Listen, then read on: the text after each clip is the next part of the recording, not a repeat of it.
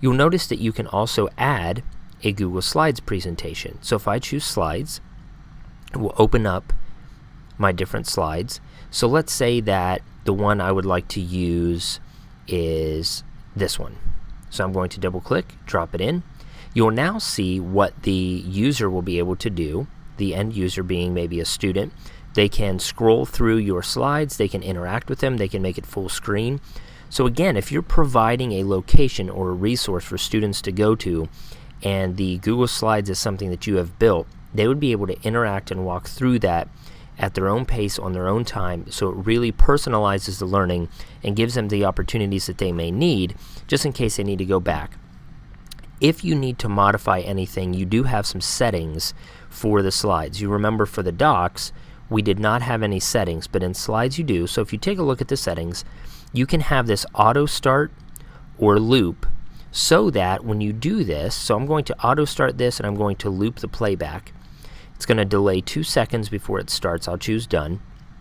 So when I go to the site, what that would mean then, as the students navigate to this page in the site and they scroll down to this portion, you'll notice that it is playing. Now it's only having 2 seconds between each slide, so I may want to modify that a little bit, but it is going to walk them through the slides that you have created. So it's a very nice tool, a very nice feature that again is found under the settings. And if you don't want it to do that, you want them to work at their own pace, you simply go in, turn off the auto start, turn off the loop playback, and they will be able to navigate at their own pace. The other thing that you can add functions the very same way as a sheet.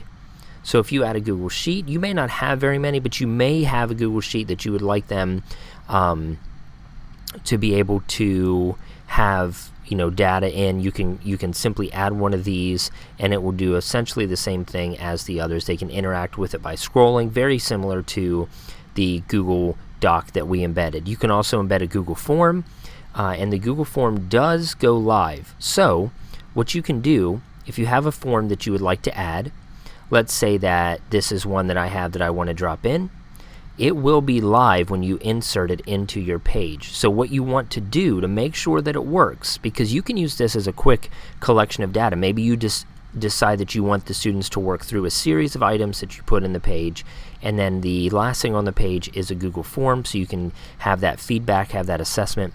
You can preview this page, and when you navigate to the bottom, which is where I put my Google Form, you'll see that you can interact with this form directly in the site.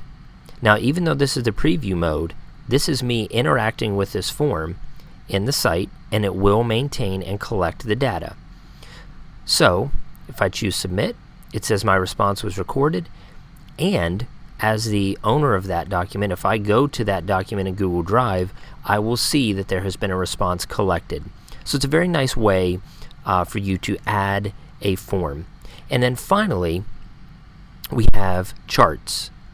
Now, if you do not use Google Sheets, you're probably not going to have any charts to interact with, because Sheets works very similar to Excel in the sense that if you have data in cell blocks, you can create a chart out of that information. So if you have not created a chart, or you don't have a chart yet based on one of your Google Sheets, you're going to want to create that before you can embed it. But it is a really nice feature to have, because you may show the students out of a poll that you do using a form, you collect that data, you turn that into a chart, and you embed it in the next section so they can go back the next day and see what the feedback was from the students.